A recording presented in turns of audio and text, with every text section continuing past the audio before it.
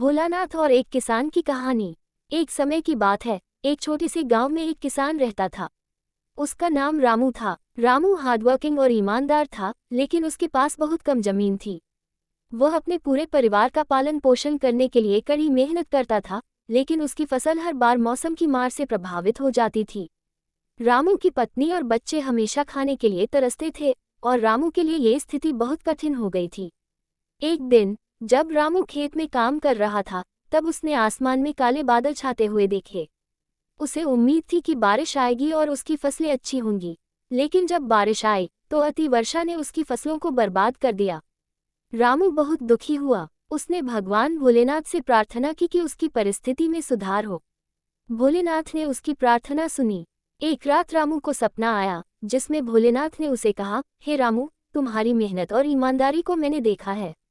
तुम्हें अपने हृदय में अटूट विश्वास रखना चाहिए। मैंने तुम्हारे लिए एक रास्ता बनाया है। सपने के बाद रामू ने अपने खेत की देखभाल करना जारी रखा। उसने सोचा कि अगर भगवान उसकी मदद कर रहे हैं, तो उसे और मेहनत करनी चाहिए।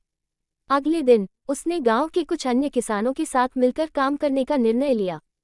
सभी ने मिलकर विचार किया और तय किया कि वे अपने अनुभव और संसाधनों को एक साथ लाएंगे।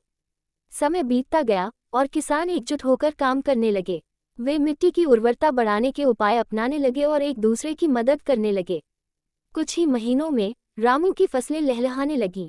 इस बार फसल इतनी अच्छी हुई कि रामू ने न केवल अपने परिवार का भरण पोषण किया, बल्कि वह गांव के अन्य किसानों की मदद भी कर सका।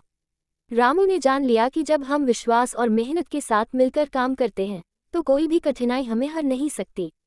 वह भगवान भोलेनाथ के प्रति आभारी था, जिसने उसे सही मार्ग दिखाया था।